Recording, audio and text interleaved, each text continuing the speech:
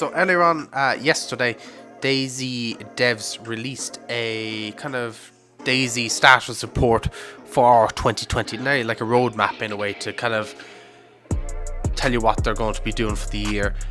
So I thought I'd go read through it and see what we make of it. I haven't read through it already, so this is going to be the first time we're going to be doing it. So let's just jump straight into it. The release of Dayz Livonia Dlc, together with the game update of 1.06, was a big moment for Dayz, and we're delighted to see the positive reception so far. We saw a record number of players enjoying the game around the new year, and we are pleasantly surprised by your support in the Steam Awards 2019, where Dayz won the Better with Friends category. The news has certainly given us a lot of motivation for the new year, and as things are already moving forward fast, it's time we talk about Dayz in 2020. But before delving into that, let's talk about the changes in our development team as outlined in our Bohemia in 2019 blog post. Infusion technology will power all of our Bohemia interactive future titles, and to support it, some team members moved to work fully on it last June, leaving Dayz with a much smaller development team consisting of seasoned developers across various departments. While this change was obviously affected the overall development, make no mistake, the team is full of passionate people who want to make Dayz the best game it can be with the time and resources available. We are happy with what we've achieved in 2019, and we are very excited about 2020. So what about 2020? The most important thing is that we are going to continue with the post-release support of Dayz in 2020, but as the year's schedule was pretty busy for us, we'd like to dedicate more time to each update this year, and thus we'll have bigger gaps between updates to make sure we have more time to prepare for all platforms, which leaves us currently at 5 game updates planned this year. So there's going to be 5 throughout the month. I'm guessing would usually be 1 every quarter if it was 4, so we're going to get a little less than 1 every quarter this year. This year the development will focus on stability, bug fixing and gameplay improvements, along with some new small scale content. Please keep in mind that our policy on announcing exact release dates or when a feature is coming will not change. We will only make certain announcements when we are certain we can deliver within a reasonable time frame, which usually means a feature is already well into its production. So this is where they're going into talking about stability. Last year we had ups and downs regarding the stability of both clients and servers on all platforms. We will continue to monitor this and take any action necessary to ensure the best possible gameplay experience for our players. Bug fixing. Dayz is a complex beast of a game, and bug fixing is a constant necessity.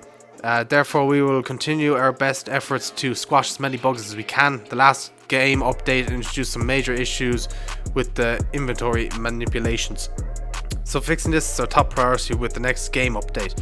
We are also well aware of several issues tied to vehicle handling, e.g. physics and simulation. So they are aware of the car bugs and the cars being sent off into space and cars just kind of doing whatever they like, so at least they're aware of it. So hopefully they'll be able to either fix it server side or release some type of patch to be able to make them more stable. And we are looking into the options we have to tackle these. So gameplay improvements. These are several features in Dayz that are in dire need of improvement and or balancing. I agree.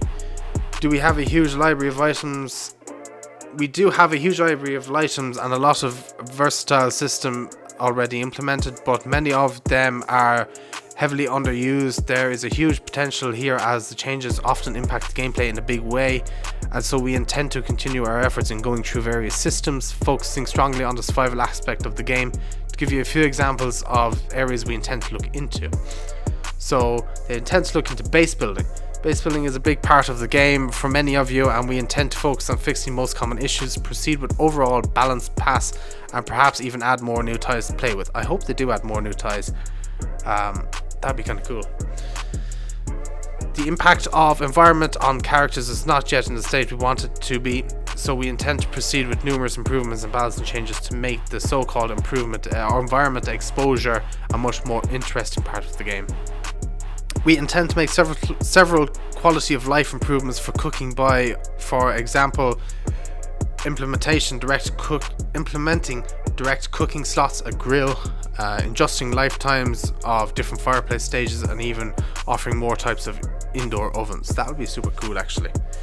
Be able to spice up the way you eat, so you're not just always eating from canned food and stuff like that. I think that would be quite cool. We also intend to look into the systems surrounding diseases and other symptoms to make sure they are better balanced, utilised, and perhaps even expand them a bit. This is needed when it comes to diseases and stuff like that, because you get one simple hit from a zombie and you're infected kind of straight away, and then even if you take the medication to, you know, get rid of the disease, it could be an hour to 2 hours before you even get rid of the disease. And it's just kind of, you just have to keep taking tablets and stuff. So it'd be easier, it'd be cooler if there was like different diseases maybe that didn't last as long, or is there some way to medicate them differently or something like that. Just something to I suppose improve it. So then they go on to talk about modding support. Modding is a huge part of the game, and we intend to continue supporting the needs of our very creative community.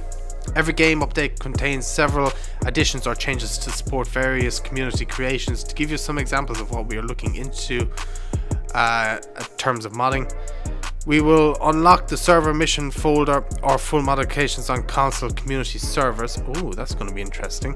This should give console servers owner total control over the central economy and the ability to add custom locations to the existing maps. That's very, very cool. That is a huge thing that I know people have been kind of wanting on console. So it's nice to see that they are planning on doing that and releasing mod support for consoles. I don't know how well it's going to work, but you know, we'll just have to wait and see. We will release our animation rig in FBX format and P3D samples of male and female character body parts. As teased in our 2019 blog post about the game update, we intend to finalize the full implementation of the server browser with full mod support in the official Dayz launcher.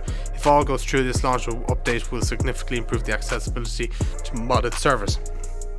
That I like, because then you don't have to go, you know, downloading a third-party launcher like the Dayz launcher. Even though the Dayz launcher is a good launcher and it works, it does what it's intended to do, but for maybe new players who didn't get to see either the video I made on how to join servers or to join any other type of, or any other videos out there, it can be kind of complicated as how to get onto modded servers.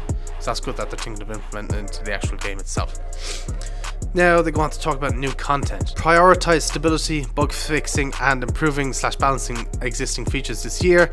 It does not necessarily mean there won't be anything new coming to the game. To keep the game updates interesting enough for both you and us, we need to mix things up from time to time by adding something new between a bug squashing and system adjusting efforts. We can provide a few examples which you can expect in 2020. Oh, okay.